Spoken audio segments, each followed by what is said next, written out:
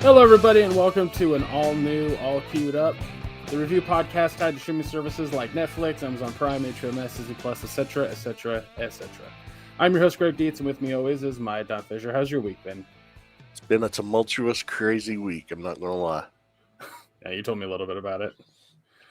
Yeah, and that's the thing. It's not anything with me, but with you know, two very close friends are going through a lot, and I've been pillar of support.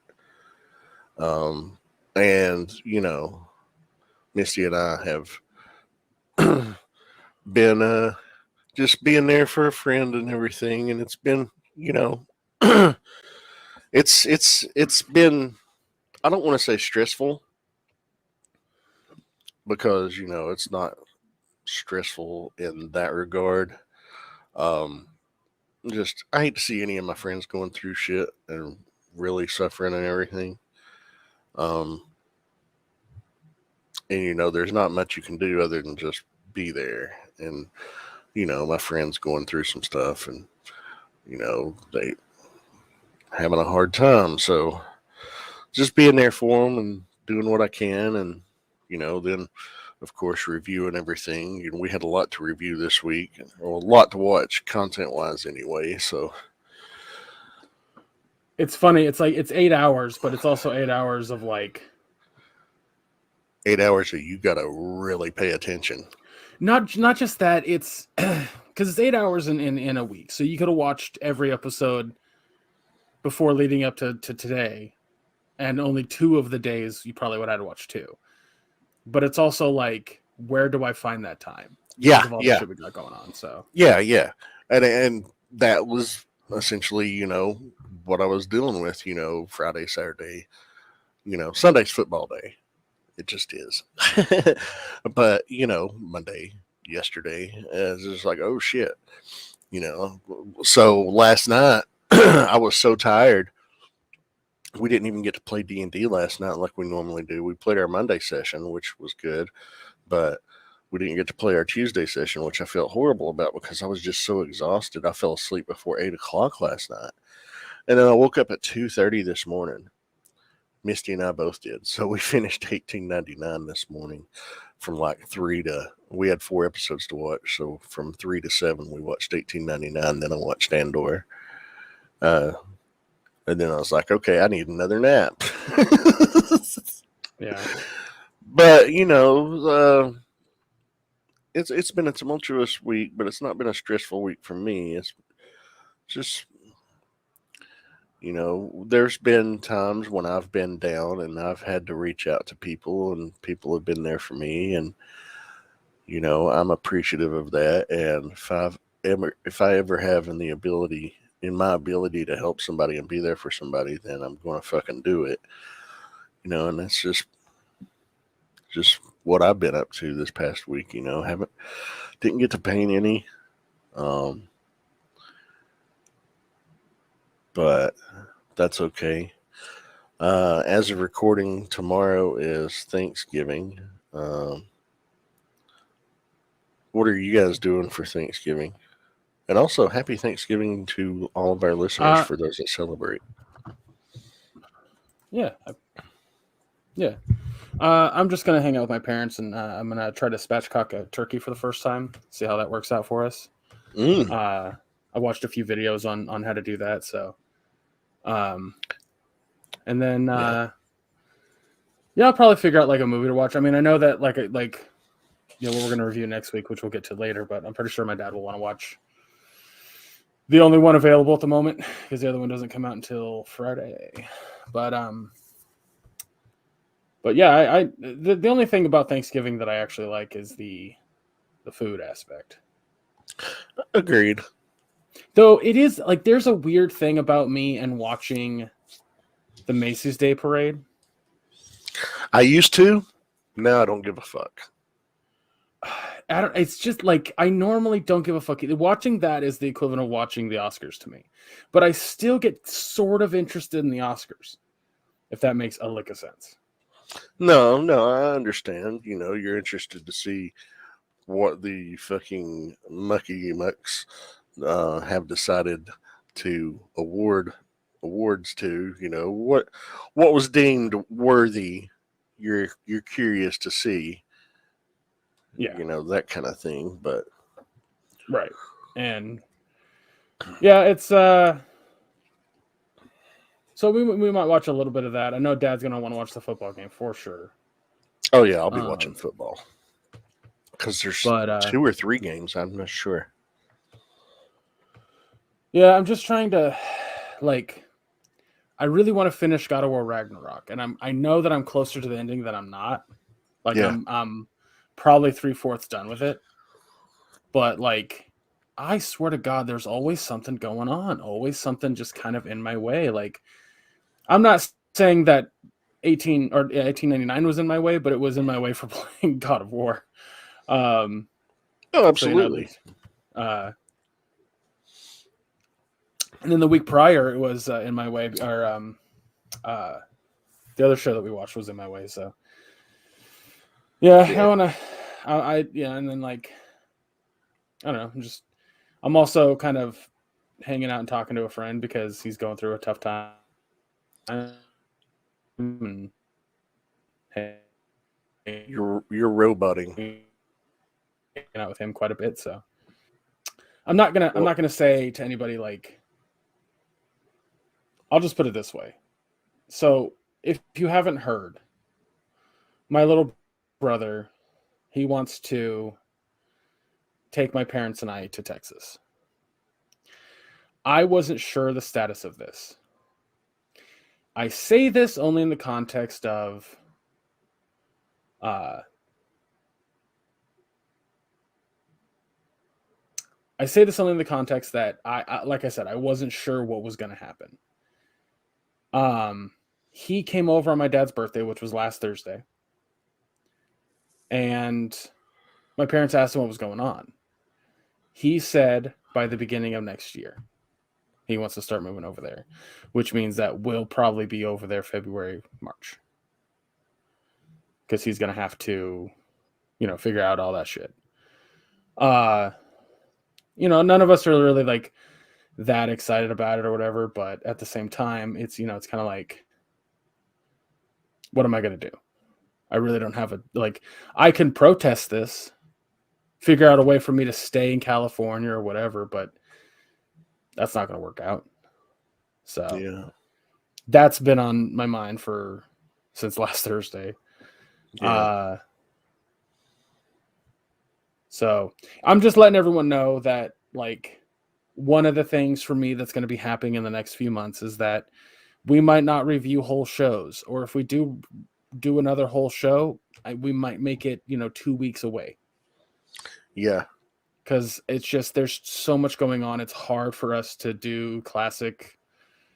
Um, 2 reviews in a week of complete yeah, I was gonna say series like we used to do. yeah, because one was tough. An 8 episode series that's 8 hours long was tough. Yeah, So I'm telling you, man. I hate just want I everyone to know that like I hate that you're not getting a choice in this. This um is like, fuck. I'll put it this way: living in Texas isn't necessarily the worst thing ever. Yes, do their politics not align with mine? Absolutely. But what does that mean for me and my parents? It means that my parents and I will get to live in a place that we don't have to worry about. We're not going to have to worry about rent. We're not going to have to worry about that kind of stuff. Sure, are we going to have to give my brother money for bills? Absolutely. But also at the same time, um, he understands that the move is going to be tough and that there's going to be a lot of situations involved with it. So he's prepared for that. Um, the reason I say I don't have a choice is if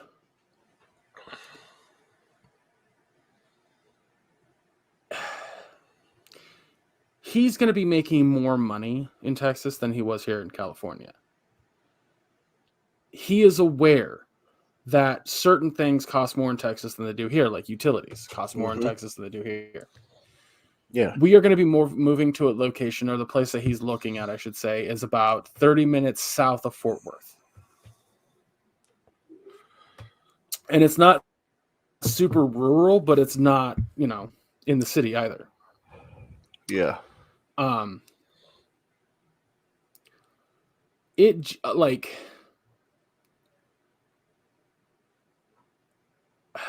I don't know. It's hard to kind of explain because I'm not stressed about it. I'm not worried about it, but at the same time, it's something that my parents and I don't necessarily want. And it's Yeah. like we have two options to think about here. We have two angles to kind of look at here. We're struggling as it is. Yeah. And to have a place where we're not sounds awesome. It's just unfortunate that it's in a location that we don't really want. So, No, I understand that completely. but also my life goes relatively unchanged. Like I don't really go anywhere nowadays other than to work, and I'm at home. My interactions with my friends and family, other than my parents, are all online or through the phone. None of that changes. Like, No, it's just like, your best friend's 40 minutes away from you, and you go over there a couple of times a year. You usually spend holidays there. the And last time I was at his house yeah, was Super Bowl. no, maybe it might have been the Super Bowl, but I remember the last time I was at his house was right after we saw Spider-Man. Okay. So it was either Christmas or Super Bowl. Yeah. It's been that long. Yeah. Like I'm rarely over there nowadays, so I'm not. You used to be over there a lot, though, is what I'm saying. And now you're not going to have that option, and it sucks. Because who do you know within. We know one person in Texas, and they're in a different city. Yeah. I don't know. I mean, it's. I mean, It's hard to. It's I'm hard to trying to look describe. at it. I'm trying to look at it on the positive side. Yes, you guys aren't going to be struggling. Yes, hey, you're half a country closer to me, which means that it's going to be half as easy to get you out here to visit one day. But still. Yeah. I forget my camera's not on today. The reason, by the way, my camera's not on today is I've had a headache the past 2 days, and the light fucking hurts. So I'm just. Greg's in the darkness. I'm just not my camera on. Yeah, I don't know. It's weird. It's a weird feeling because I'm not stressed about it or sad about it or upset about it, but I'm definitely not excited. So it's that dichotomy. Yeah, I totally get it. Totally get it. But other than that, like nothing substantial has really been happening in my life. Work has been a pain in the ass. My 75-year-old boss doesn't get technology. So it just everything pisses him. I watch him on the daily fuck up on his computer and then blame the computer. Like it's always a user error. He goes too quick, he doesn't click right or something like that. It fucks up and he has to start over and he's just like, "Yes, fucking system." And I'm like, you're fucking up. You are fucking up.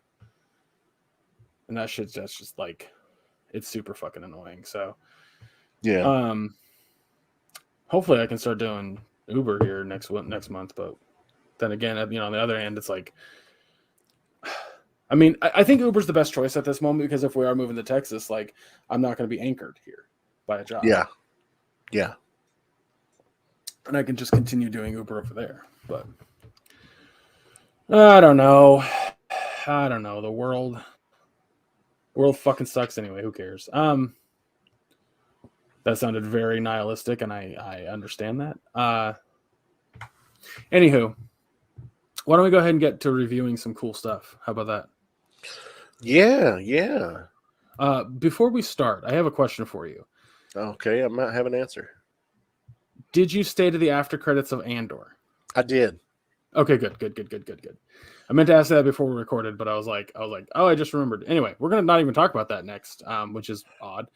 We're gonna be talking about 1899. I almost forgot the name of it. But yeah, go ahead. You got the floor now with the.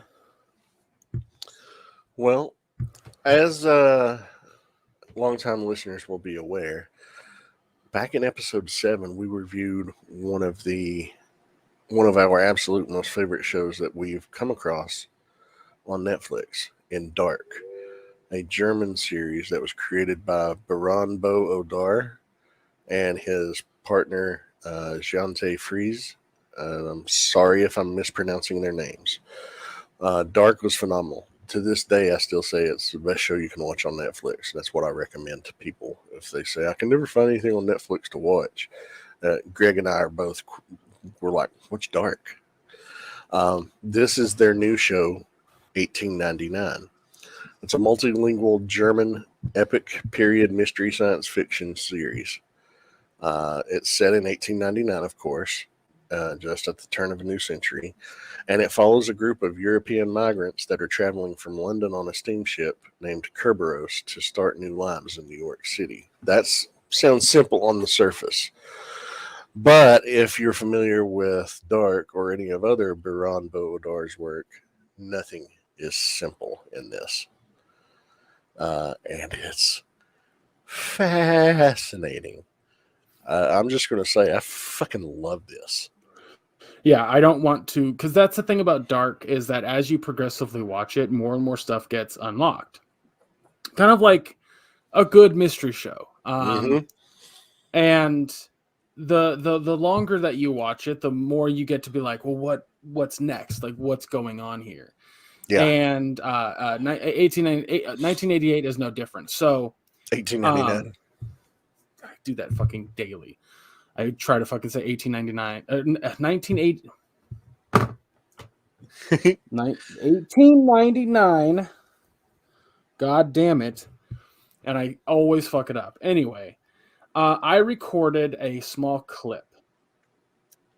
I'm going to play the clip, but I want you to know going into this, I am way the fuck off. All right. Like, painfully the fuck off. I recorded this after the first, like, the cold open of the first episode. Okay. So this is just for posterity's sake. I'm starting on episode 1. I just started it. I already have a theory that we are dealing with alternate dimensions, and they're just slipping into one another. And so characters are like don't exist in one, and so they feel like that's what I think. They're just slipping into one each other, and yeah. So I just want to make sure that I have this on record that I figured it out in the first few minutes of the first episode. Spoiler alert, I didn't fucking figure it out at all. So for clarity, because there was a little bit of loud background music there. Yeah, I was trying to talk over the fucking theme song, but it's clearly not working. So. Oh my god, I have always loved the song "White Rabbit" by Jefferson Airplane. Oh yeah. I don't know why, but I've always loved it. This cover of it, oh my god, it's amazing. It's by Elliot Sumner. Elliot Sumner is the name of the artist that covered it, and I've got to get that fucking song downloaded. But yeah. So it's not alternate dimensions, and it's not characters trying to warn each other across dimensional planes. It is something wild. Way different, like and far more creative than I thought. Yeah, very creative. Here's the thing. The name of the ship, and I'm not going to give away any spoilers here. Yeah, I'm trying to. I really don't want to, because if you watch this show, we'd be doing you a disservice if we talked about the plot too much. Well, the name of the ship Kerberos, that's another name for Cerberus, the three-headed dog of the underworld.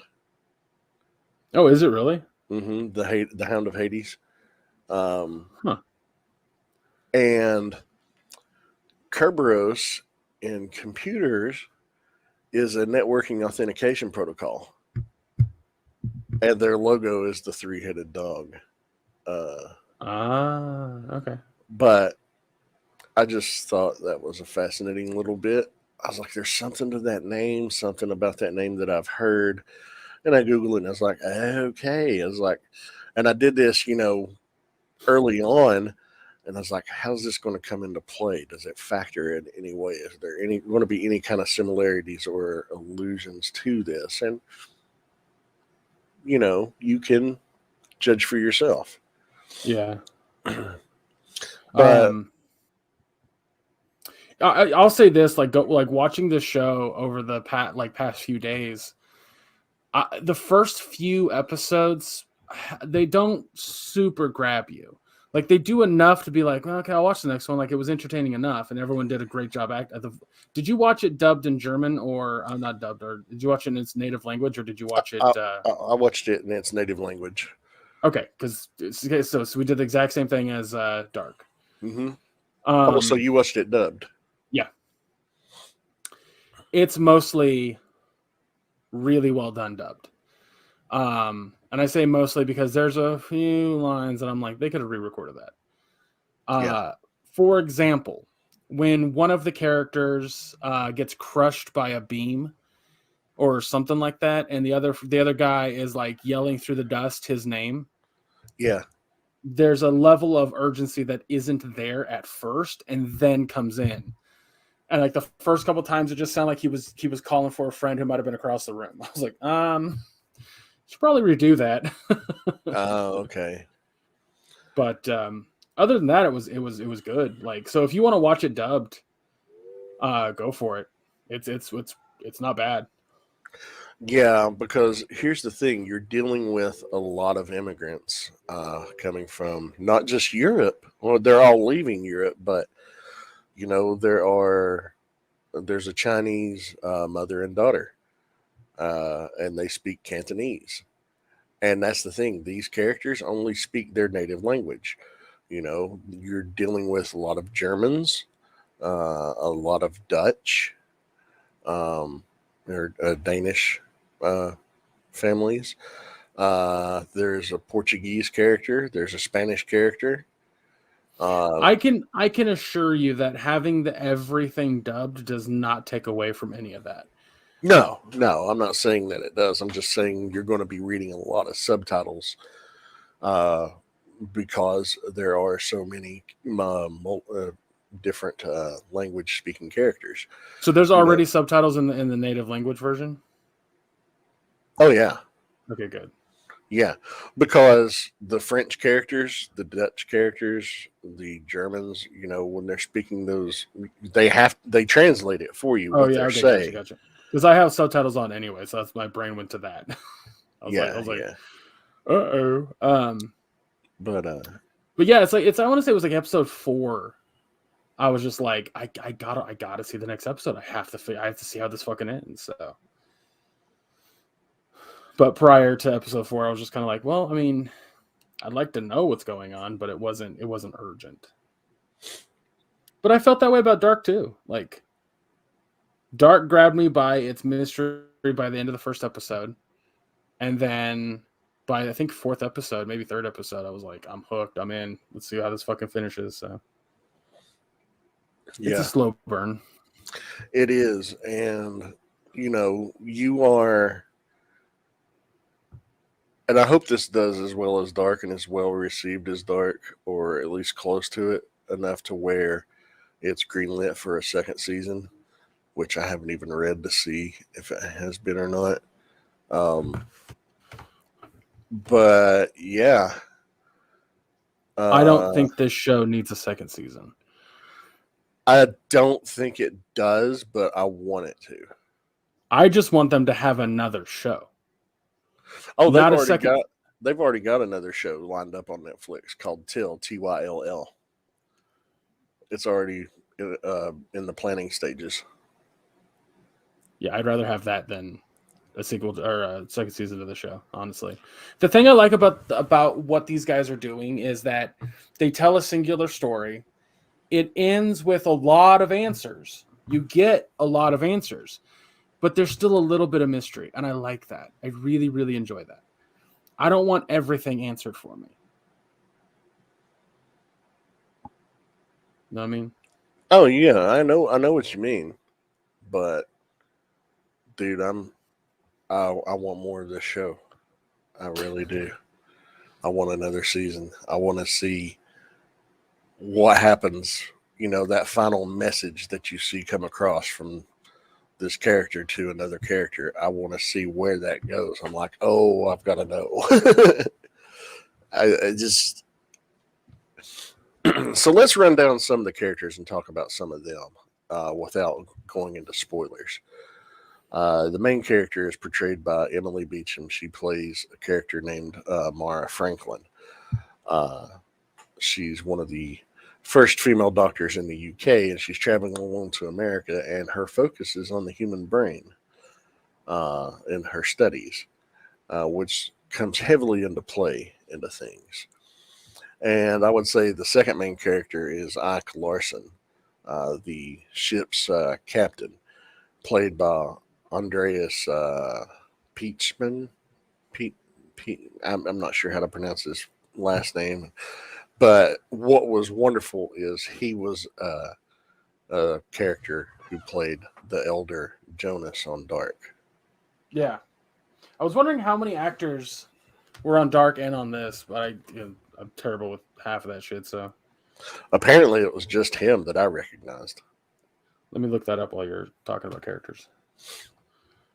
Then we have Anurin Bernard as Daniel Solis, a mysterious man who boards the Kerberos.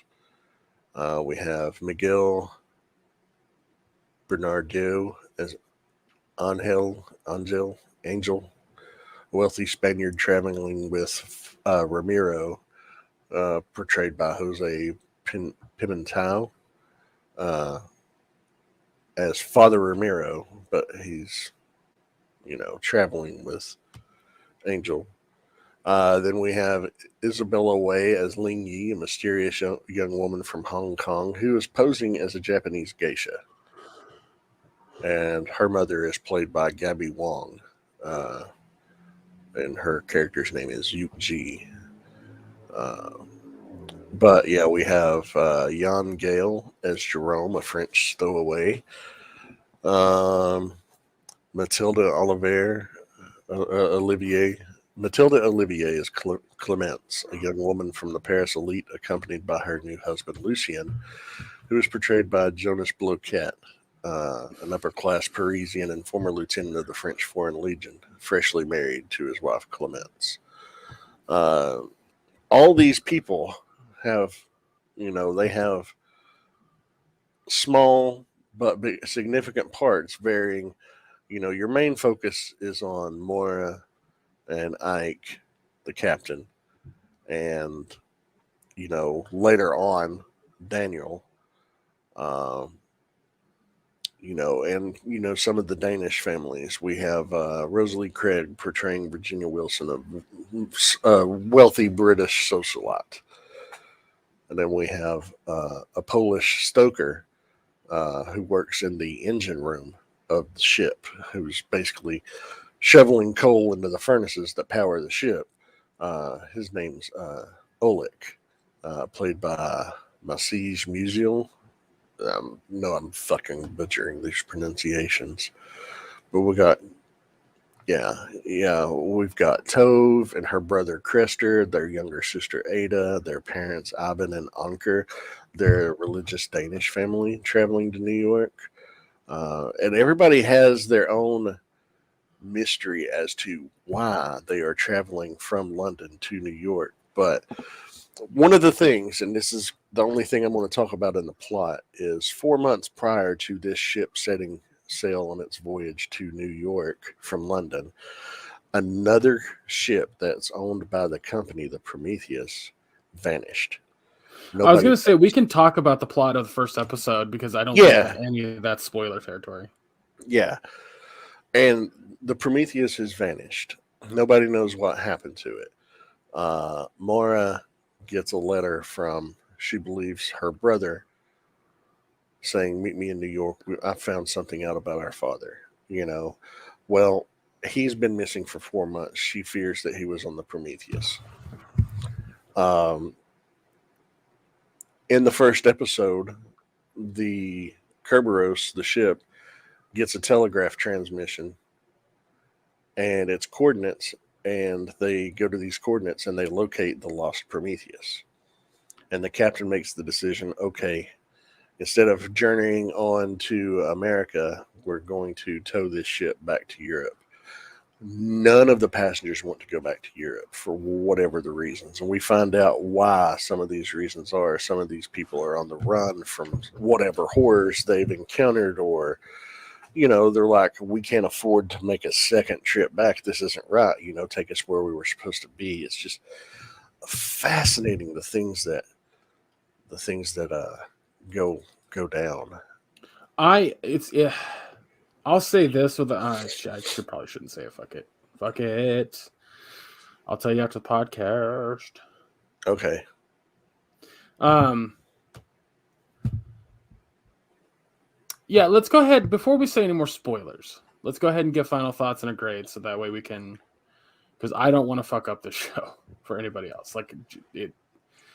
I'll just A+. It's a fucking A+. The show is fucking fantastic. It has a great ending that I thoroughly enjoyed. Highly recommend if you have watched Dark, you're gonna like this show.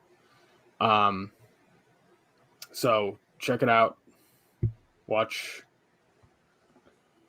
it. It's good. A+.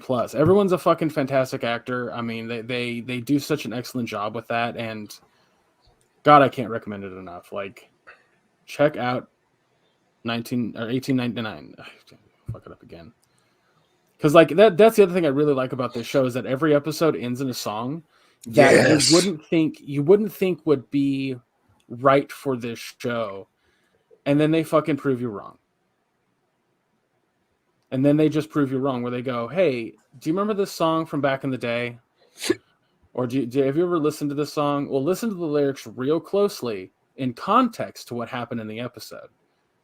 And you're like, "You motherfuckers!" It's genius. It's Really genius. I echo your A+. This show is fucking marvelous. The acting is top notch, on fucking point. Um, the score, I love the use, just like in Dark, which used a lot of synthesizer and violin and things like that. The score uses those in this. Um, it's haunting. It's captivating. It pulls you in. It helps set the fucking tone. The cinematography is just absolutely gorgeous. And I'm a sucker for a period piece if it's done well, and this is done incredibly fucking well. Just the whole what the fuck is going on factor Yeah. is wonderful.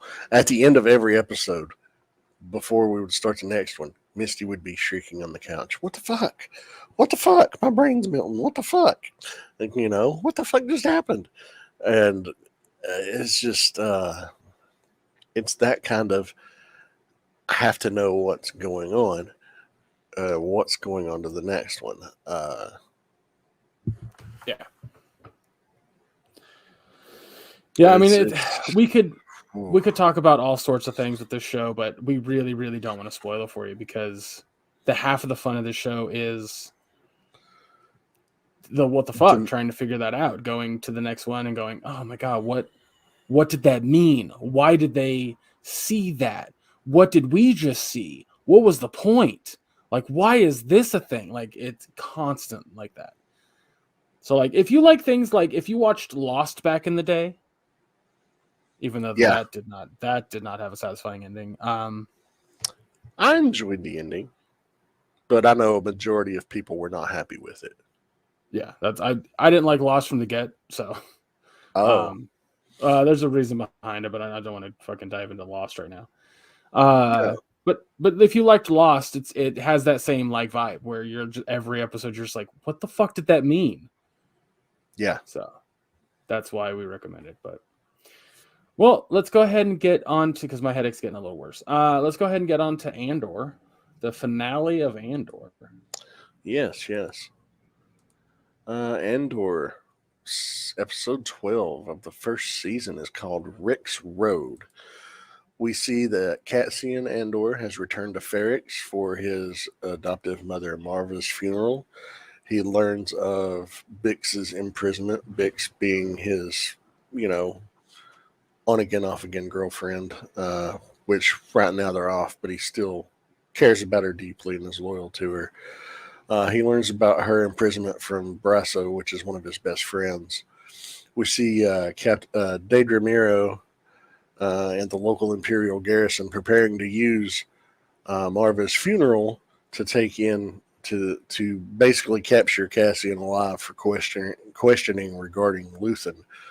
While Luthen is there on Ferrix planning to kill Cassian using the Imperial ambush with Vel and Cinta's assistance.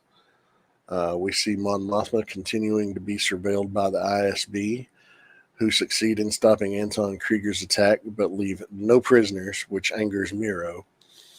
We see Mon Mothma's 13-year-old daughter Leda being introduced to Davos Skulden's 14-year-old son. Is some weird culture like arrangement from custom from their home planet.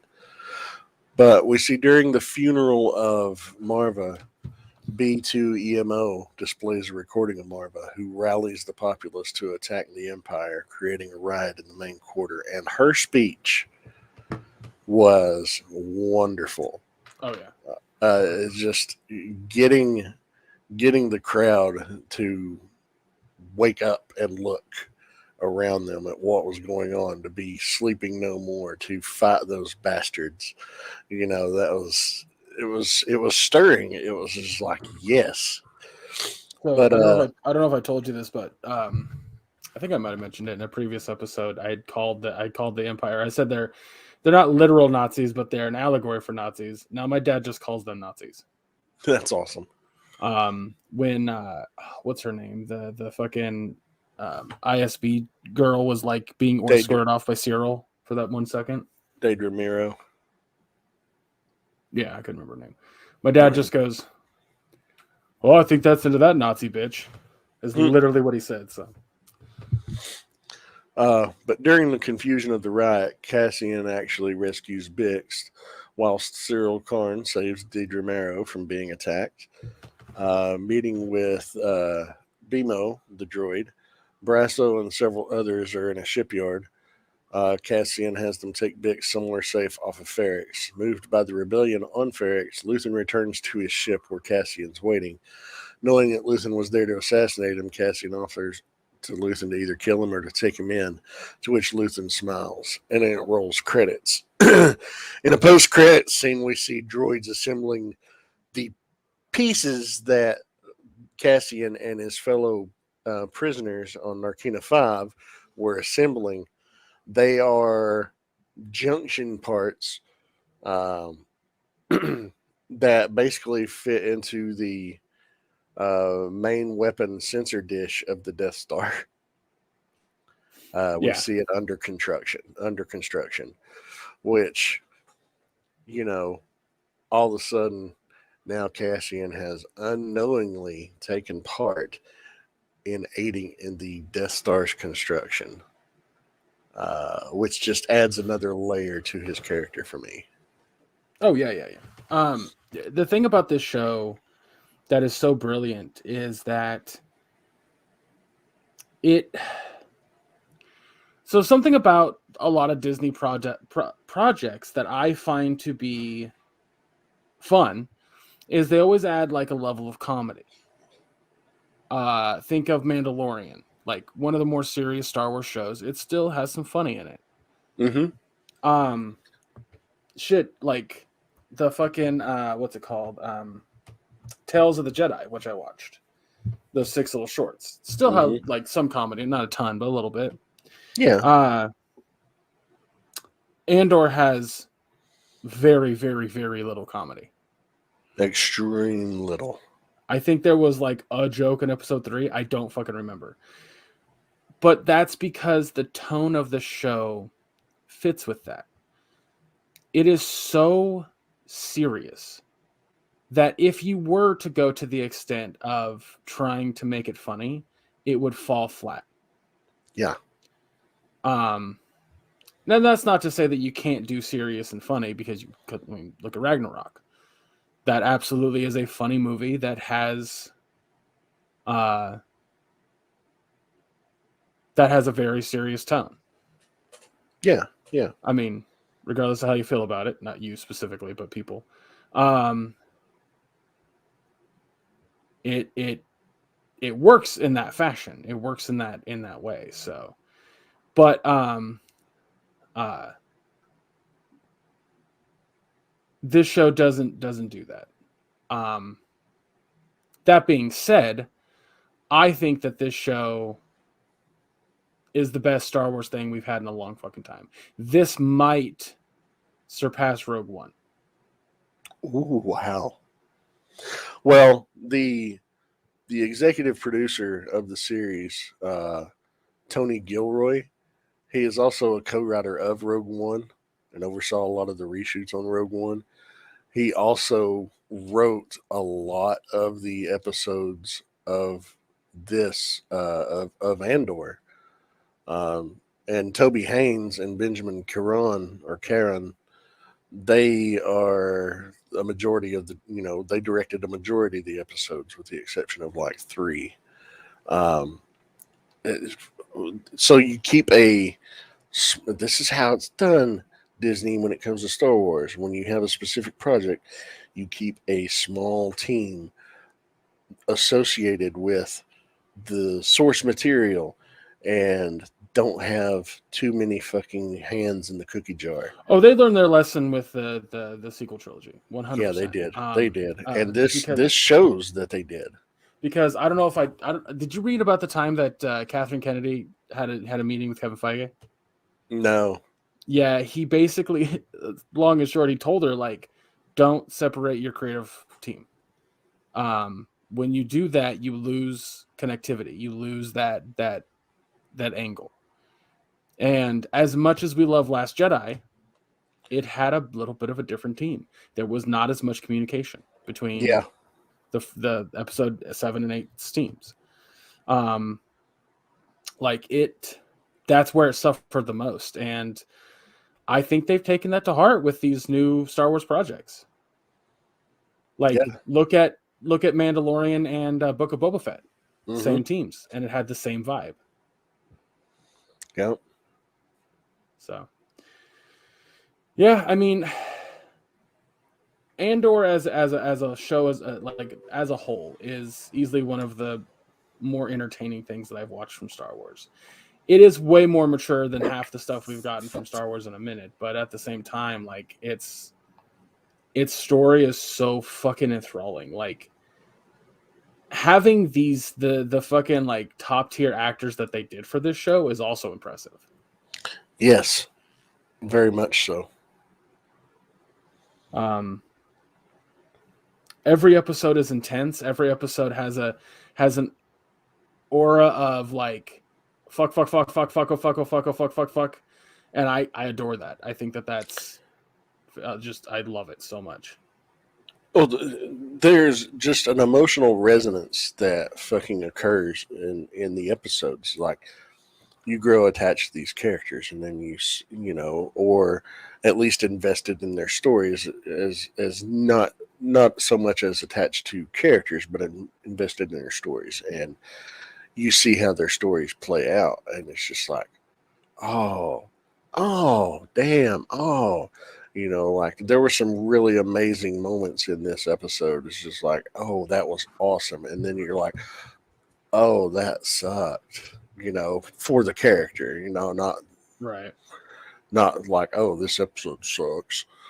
I genuinely hope that we get 3 full seasons of this show, 12 episodes apiece, and that the finale of the 3rd season leads right the fuck into Rogue One.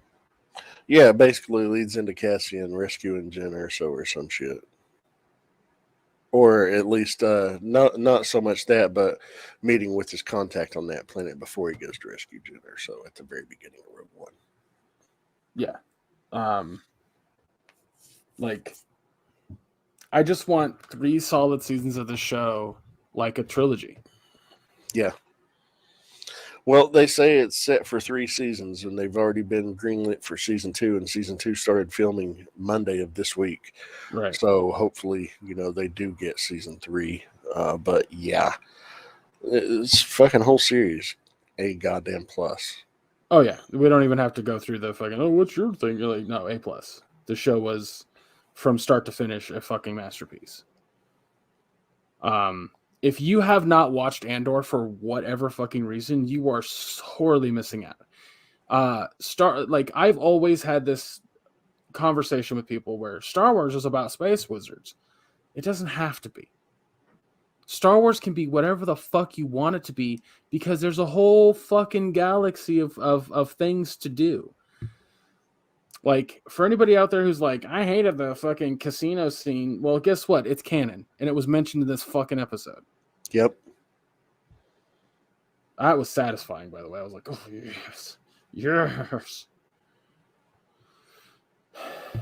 So, but yeah, you gotta watch Andor. You gotta check it out. You gotta. Well, I'm not one to mention other fucking review sites, but one of a reliable video game and movie and television review site in IGN, they pretty much echo our sentiments. They think this is the best Star Wars project that's come out in forever, and they gave it a fucking 10, or at least the final episode of 10. Yeah. It's we're not professionals. This is just our thoughts, but the consensus from a lot of review sites is this shit's good, and not enough people are watching it, and they need to.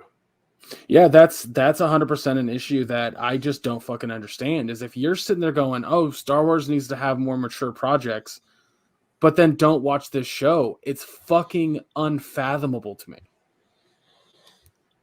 Like, how do you go from give us more adult projects to, oh, I'm not watching this one? Yeah. Like, make it make sense. But anyway, yeah, watch Andor. Jesus Christ. Well, I think we're gonna call it there. Yeah, we're not. It's a shorter episode, more digestible because we know your stomach's going to be filled with all the wonderful holiday foods. Hopefully, you and your families and loved ones and friends have been enjoying this week. Yeah, I hope everything, you're safe and sound and everything's good. Yeah. Next week we're going to be watching 2 Christmas things, which is kind of funny. The first one is Guardians of the Galaxy Christmas Special, which comes out Friday on the day this uploads, and something that's currently on HBO Max right now called A Christmas Story Christmas, which is basically the actor who played Ralphie is grown up. Which I think is brilliant, and it takes place now, like his current age. Yeah, present day, I do believe. Oh wait, no, because A Christmas Story took place in the past. So I think. Well, yeah, but it's 30 years removed from, I guess it was the 50s in A Christmas Story, so it'll probably be the 80s in A Christmas Story Christmas. I'm thinking it's the 80s. I'm gonna actually look that up right now because Christmas Story came out in 83. Yeah, we got that. December 1973, 33 years after the events of A Christmas Story. So 1973 is when this one takes place. Okay. Oh, that's spoiled for me. I shouldn't have read that far down. All right, that's cool. That's all right. That's fine. Anyway, yeah, so we're gonna watch those 2 things. Thank God they're just movies. Goodness gracious, me oh my. I am excited because the other thing I've been wanting to watch, which is Smile, which is on Paramount Plus, came out recently here, and my mom and I are going to watch that tonight. So, what's Smile? It's a horror movie where okay, it's like a demon haunts a woman, but like intentionally. I remember seeing some previews for it now that you mention it. Yes. It looks decent, but we'll see. We'll see. Um, where's my notes? Here's my notes. Found them. Make sure you follow us on all social medias. If we add anything, doubt we will, but if we add anything, that's where you're gonna find it, is on our social medias. And those are all going to be listed down below. Check out our Teespring store. There's a bunch of stuff in there for you to buy. Holidays are coming up, and if you have somebody who's is in need of a shirt, I'll tell you what, guys. If you buy our shirts and then donate them,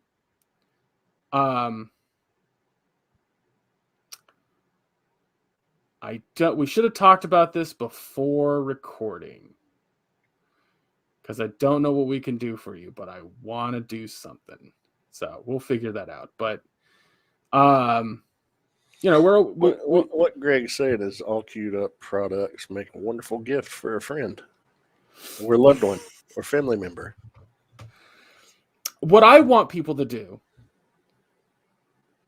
is donate, give to people who are less fortunate than you. That's what I want, ultimately. Do I want you to buy our merch? Sure. But at the end of the day, there are people that are hurting. And I was trying to figure out a way to say that, and my brain went, you spoke too quick without having a conversation with Maya prior. So why don't you hold off? Got you. I was trying to figure out a way to backtrack that. But anyway, yeah. So go to the Teespring store, buy some shit, whatever. You know that it all goes into the podcast. We say this every week, guys. We say this every week. But no, we do appreciate it. We really do, because it's currently the only way that this podcast makes money. So, well, I wouldn't say that. Not that it makes money. It goes into the production costs. That's what I mean. Yeah. No, we've never turned to profits. We haven't. No. I'd say if you want to watch today's live podcast, head on over to the YouTube channel. Still do that. Still head over to the YouTube channel, but this episode's not going to have either of us on camera, because I feel like shit and look like shit, and I don't feel like having my camera up because my eyeballs hurt.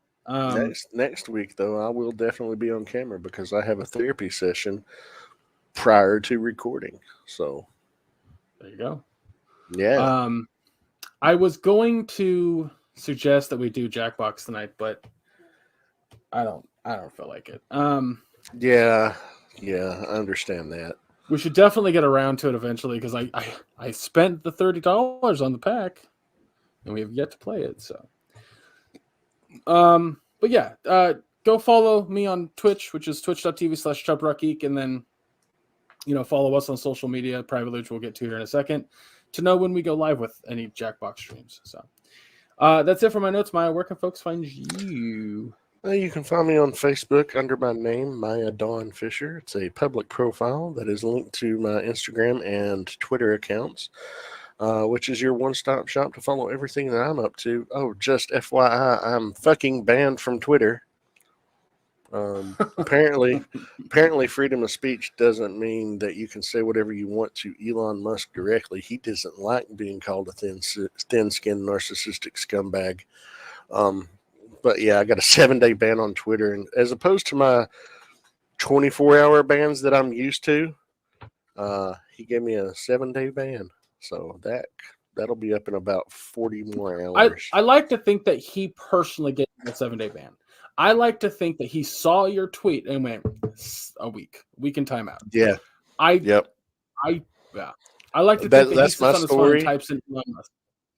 That's my story, and I'm sticking to it. Elon personally said, no, fuck her.